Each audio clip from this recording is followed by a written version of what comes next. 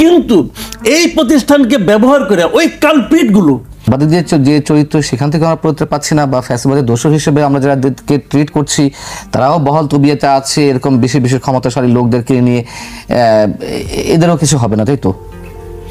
কিছু হবে কিনা বলা কঠিন। কারণ আপনি ধরেন অগাস্টের আগে কেউ কেউ ভেবেছিল যে মুজাম্মেল বাবুর কিছু হবে, কেউ কেউ ভেবেছিল শ্যামল দত্তের কিছু হবে, কেউ ভেবেছিল নঈম নিজামের মতো লোকের কিছু হবে। এরা তো আবার সবসময় ভালো থাকে। আমি যদি এই বসুন্ধরার মতো যে ব্যবসায়ী প্রতিষ্ঠান আবার ভালো থাকতেও পারে তারা। নঈম নিজাম যে সার্ভিস দিয়েছে বসুন্ধরাকে, আমার তো মনে হয় যে আপনার সরকার যখন যদি একটা গণতান্ত্রিক গভর্নমেন্ট চলে আসে ভোটের মাধ্যমে, যদি এরা যদি এই অবস্থান যদি চেঞ্জ হয়, যখন নাকি 5 বছর মেয়াদি চিন্তা করবে বসুন্ধরা, এখন তো বসুন্ধরা চিন্তা করতেছে শর্ট টার্ম প্ল্যান, কিন্তু অ্যাডহক ভিত্তিতে কাজ চালাচ্ছে তারা। যখন তারা লং টার্মে একটা কাজ নঈম নিজামকে নিয়ে আসবে, নঈম নিজামের মতো এত অনুগত ভৃত্য সে পাবে না, জীবনেও পাবে না। তো এরকম লোক আর তাদের দরকার আছে। এবং শুনেন ভাই, আপনি একে ধরছেন কেন? ডালপালা ধরে লাভ নাই, মূল গাছটাকে বলেন না কেন? মূল গাছটা যতক্ষণ থাকবে এই ডালপালায় কোনো না কোনো স্বর্ণলতা না হোক আরেক লতা ইনে বিনে লতায় লতায় বাঁচার চেষ্টা করবে। আপনি কিন্তু গাছের মধ্যে যে অন্যান্য লতানো গাছগুলি সেটা নিয়ে চিন্তা করেছেন। আপনি চিন্তা করেন গাছটা নিয়ে, গাছ যতক্ষণ থাকবে এক লতার গাছ কাটবেন আরেক লতা ওখানে বাইরে বেয়ে উঠবে। এগুলো তো আপনি লতা পাতা নিয়ে টানাটানি করতেছেন, কিন্তু গাছটা তো আছে। গাছের কিছু হয়েছে কিছু গাছের 10টা প্রতিষ্ঠানের নাম তালিকাভুক্ত করছে তো দেখলাম 10টা প্রতিষ্ঠানকে তারা ধরবে। গভর্নমেন্টকে ধরার জন্য ওইভাবে চেষ্টা করছে। কি করতেছে তারা? যেটা করতেছে বড় জোর যেটা করতেছে বন্ধ করে দিচ্ছে। ভাই বন্ধ করে দেওয়া কিন্তু আরেক সমস্যা। আমি আপনাকে বলি, যেমন ধরেন আমি একটা ছোট্ট এক্সাম্পল দেবো। এই 10টা প্রতিষ্ঠানের মধ্যে সবচেয়ে নটোরিয়াস গ্রুপ আপনি কারে বলবেন? এসআলএমকে বলবেন, তা তো আপনি সে তো চলে গেছে। ধরা যাক বসুন্ধরাকে ধরি আমরা, বসুন্ধরার লোকটাকে তো আপনি নিয়ে জেলে ঢুকাইছেন, ভালো করছেন, সে অনেক অন্যায় করছে, এর তো কোনো সীমা নাই। কিন্তু বসুন্ধরার যে প্রতিষ্ঠানগুলি আছে মানে আপনার সরি বসুন্ধরা না, আমি সরি বললাম বেক্সিমকো, আমি বেক্সিমকো কথা বলছি, সরি বসুন্ধরা বেক্সিমকো। তো বেক্সিমকো যে লোকটাকে আপনি ধরেছেন সালমান রহমানকে ধরেছেন।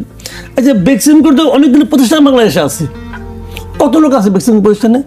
মিনিমাম 70,000। এই 70,000 লোক বেক্সিমকো চাকরি করে।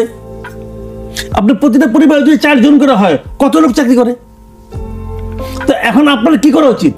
আমি সরকারকে বলবো, আপনি সালমান রহমানকে ধরেন, তার শাস্তি দেন, কিন্তু তার যে প্রতিষ্ঠান যেগুলো আছে ওগুলি 1 নম্বরের লোকগুলি চাকরি করে। যে টাকা দিয়ে সে প্রতিষ্ঠানটা করছে ওই টাকাটা কার? রাষ্ট্রের টাকা। এখন আপনি কি এমন কিছু করবেন যাতে নাকি প্রতিষ্ঠানগুলো বন্ধ হয়ে যায়? তাকে আপনি করবেন? আমি মনে করি এই প্রত্যেকটা প্রতিষ্ঠানের দায়িত্ব সরকার একজন করে অ্যাডমিনিস্ট্রেটর হাতে দিয়ে দেওয়া উচিত। অ্যাডমিনিস্ট্রেটর থাকবে, সে চালাবে প্রত্যেকটা প্রতিষ্ঠানকে এবং আয় ব্যয়ের হিসাব সে দিবে, কোনো অর্থ যেন বাইরে চলে না যায়। ঠিক আছে? বেক্সিম মতো আপনি করছেন, ধন্যবাদ। আর কোনটা করছেন?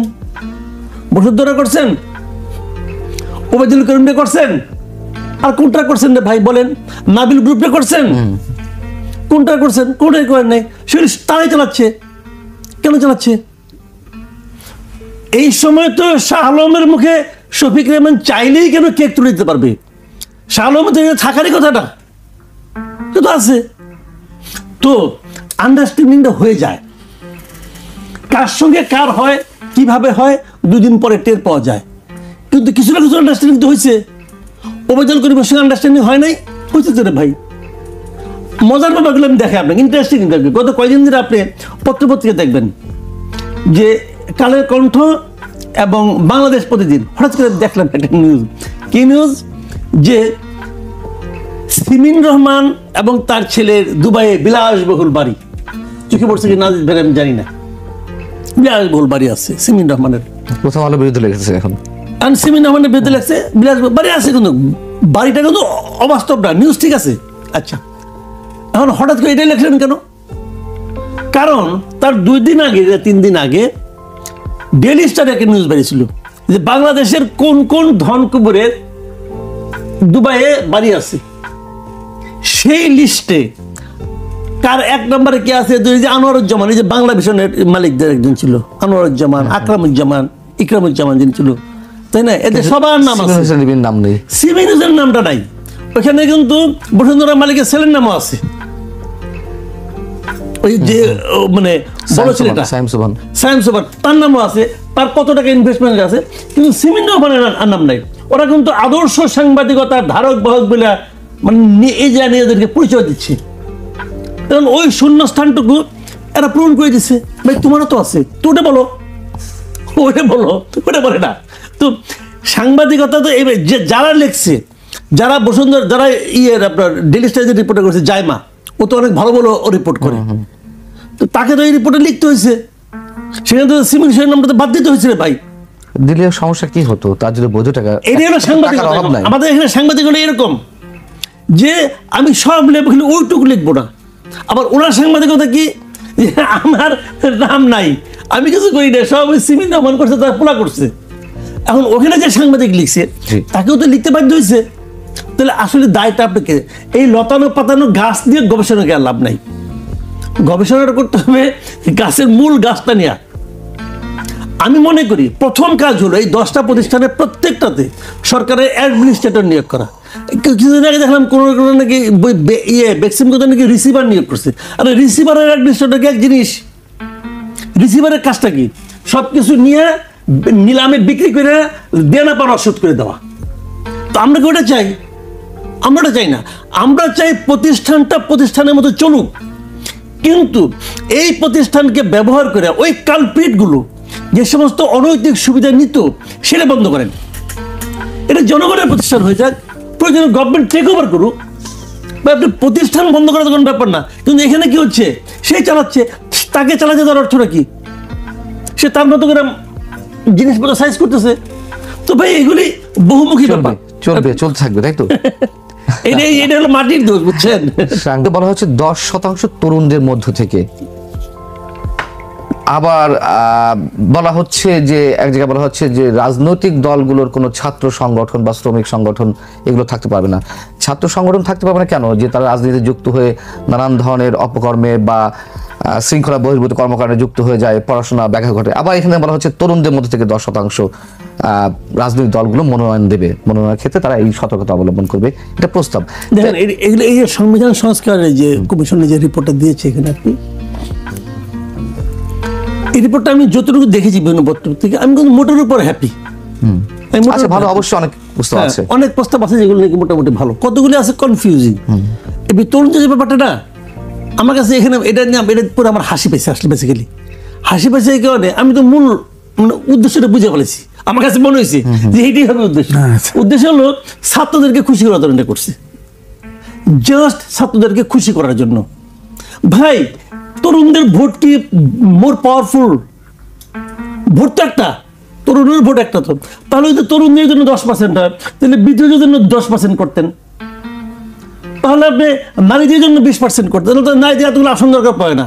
আপনি বলেই দিতেন যে 300-র মধ্যে এই 100 আসন, এই 100 আসনে কেবল মেয়ে, যেটা ইন্ডিয়ায় আছে, কিন্তু ইন্ডিয়ার কোনো কোনো রাজ্য যেটা আছে, যে মনে করেন ওই আসনের মধ্যে এই 100 আসন তারা নির্ধারণ করে দেবে যে এখানে কেবল নারীরাই প্রার্থী হতে পারবে। আবার পরের 5 বছর পরের টার্মে এই 100 বাদ দিয়ে অন্য 100কে বলে দিবে এই 100 আসন কেবল নারীরাই প্রার্থী হবে, আর কেউ প্রার্থী হবে না। এরকম ঘুরে ঘুরে আনা যায়। তাহলে 100 আবার আলাদা করবেন কেন? তখন আবার আরেকটা প্রবলেম হবে। সেই প্রবলেমটা কি, একজন এমপি, পুরুষ এমপি একজন মহিলা এমপি কি সমান? সমান না। সমান না কেন? সে তো একটা আসনে ভোটার দ্বারা নির্বাচিত, উনি তো 3টা আসনে ভোটার দ্বারা নির্বাচিত। সে তো তাদের 3 গুণ লোকের প্রতিনিধিত্ব করে।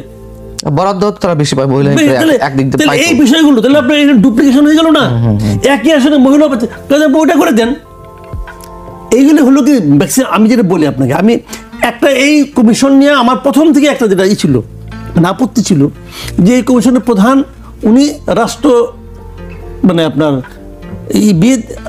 রাষ্ট্রবিজ্ঞানের লোক, উনি জার্নালিজমের লোক, বাট উনি সংবিধান বিশেষজ্ঞ না। উনি যেটা করছে ওনার কমন সেন্স দিয়ে করছে। ওনার লেখাপড়া আছে, কমন সেন্স ভালো। কমন সেন্স তো একটা বিরাট জিনিস, সবার কমন সেন্স থাকে না। কমন সেন্স এটা খুব আনকমন ব্যাপার। এই জন্য ওনাকে আমি ধন্যবাদ জানাই। কিন্তু কথা মাথায় রাখতে হবে, কমন সেন্স দিয়ে বড় কাজ করা যায় না।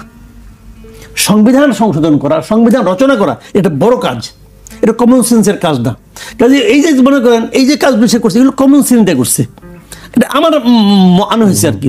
তা না হলে 10% তরুণদেরকে আনতে হবে। তরুণের সংজ্ঞা কে নির্ধারণ করবে? 28 বছর বয়সে মনে করেন একজন লোকের ডায়াবেটিস হয়েছে, ভালো মতো খাড়াই হাঁটতে পারে না, সে তরুণ? নাকি আজিজ ভাই মনে করেন এই বয়সে শক্ত হয়ে আছে, সে তরুণ? বলেন আপনি কে তরুণ? কাজেই তরুণের সংজ্ঞাটা কি? What is the definition? তরুণের সংজ্ঞা কি তার শারীরিক সামর্থ্য দিয়ে হবে, নাকি বয়স দিয়ে হবে, নাকি তার চিন্তার আধুনিকতা দিয়ে হবে? আপনি কি দিয়ে প্রমাণ করবেন? এগুলো হলো জোড়াতালি মার্কা প্রস্তাব, এটা হলো আমার কাছে যেটা মনে হয়েছে আর কি। বাট উনি দেখছে এই সময়ের সবচেয়ে বিপজ্জনক গোষ্ঠীর হলো স্টুডেন্ট, কিন্তু ওদেরকে হাতে রাখতে হবে, ওদেরকে হাতে রাখার চেষ্টা করছে। কতগুলি বিষয় আছে যেগুলো নাকি মনে করুন অবাস্তব। যেমন আমি একটা উদাহরণ দেবো, এটা বলে শেষ করি, আপনার সময় মানে বেশি নিচ্ছি, সরি। সেটা কি, রাষ্ট্রীয় মূলনীতি 3টা বাদ দিছে, একটা রাখছে, আর এখানে আরো 4টা যোগ করছে। ওকে, আপনি যে জাতীয়তা বাদ দিলেন, বিএনপি মানবে? বিএনপি দলের নামই হলো জাতীয়তাবাদী দল।